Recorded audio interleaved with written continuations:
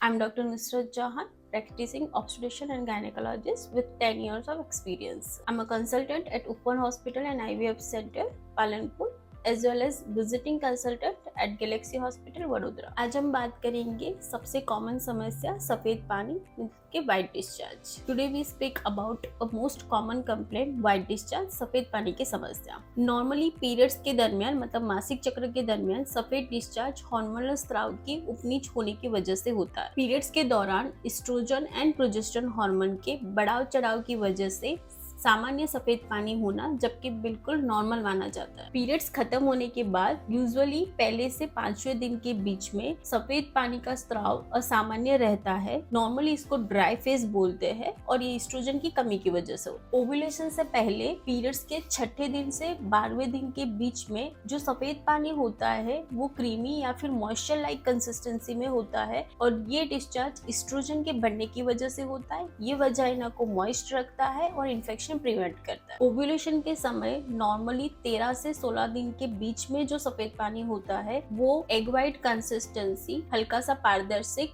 खिंचाव और फिसला भरा होता है जो एस्ट्रोजन पीक की वजह से होता है। ये मोस्ट फर्टाइल पीरियड्स माना जाता है। ओव्यूलेशन के बाद दिन 17 से 25वें दिन के बीच में सफेद पानी हल्का सा गाढ़ा, क्रीमी और मोटा होता है जो किसी किसी महिलाओं में नॉर्मल से ज्यादा होता है और ये प्रोजेस्टेरोन इंक्रीज होने की वजह से होता है। अगले पीरियड से पहले दिन 26 से 28 के बीच में डिस्चार्ज हल्का सा गाढ़ा, मोटा और क्रीमी बनता है जो दोनों भी हार्मोन एस्ट्रोजन और प्रोजेस्टेरोन की कमी होने की वजह से होता है। सफेद पानी सामान्य कब माना जाता है? तो ये अगर हल्का सा सफेद या पारदर्शी कलर में है, बिना घन या बिना खुजली के है, उसमें किसी भी तरह की जलन नहीं है या फिर दर्द नहीं है तो ये कम्प्लीटली सामान्य माना जाता है। असामान्य कब माना जाता है? तो अगर सफेद डिस्चार्ज दही की तरह पौधे वाला है, उसके साथ खुजली या जलन है तो ये मोस्ट कॉमनली फंगल इन्फेक्शन की वजह से होता है। अगर उसमें बदबू है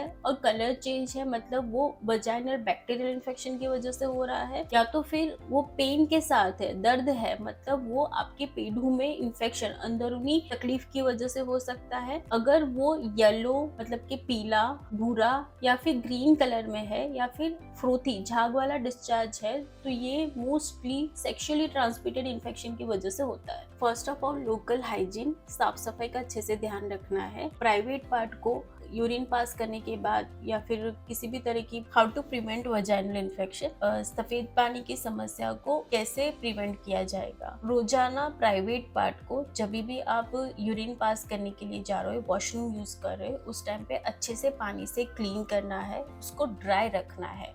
आप नेपकिन या टिश्यू पेपर का यूज करके प्राइवेट पार्ट को वाइप्स करके ड्राई रखो ताकि उससे फंगल इन्फेक्शन नहीं बढ़े। दूसरी चीज, किसी भी तरह के सैंटी सोप या नीचे अंदर की जगह को क्लीन करने की जरूरत नहीं होती है। वो नेचुरली मैकेनिज्म है जिससे वजाइना अपना क्लियर होता है। ब्रीथेबल कॉटन अंडरवेयर का यूज करें। आपके अंडरवेयर 3 to 6 मंथ में चेंज हो जाने चाहिए, उसको प्रॉपर्ली वॉश्ड होने चाहिए और उसमें से जर्म्स, बैक्टीरिया नहीं हो उसके लिए आप आयरन वगैरह का यूज कर सकते हो। पीरियड्स के दौरान आप जो भी पैड यूज करते हो वो कॉटन बेस यूज करो। उसको हर 4 से 6 घंटे में, आपका पीरियड्स का फ्लो कम है या ज्यादा है बट उसको चेंज करने की हैबिट रखो। अच्छे से वॉशिंग करना है और क्लीन रखना है। साथ में रहने के टाइम पे, सबून बनाने के टाइम पे जगह को अच्छे से क्लीन करना है, ड्राई करना है, मल्टीपल पार्टनर्स अवॉइड करने हैं, हो सके तो कंडोम वगैरह का यूज करना है। प्रॉपर हाइजीन मेंटेन करना है जिसमें आपको पानी अच्छे से पीना है। दिन का 2.5 से 3 लीटर वाटर इंटेक रखो। उसके अलावा आप जब भी वॉशरूम जाते हो हाइजीन मेंटेन करके क्लीनिंग अच्छे से करना है, ड्राई रखना है एरिया को और कॉटन अंडरवेयर पहन। Let's talk about a most common complaint, white discharge.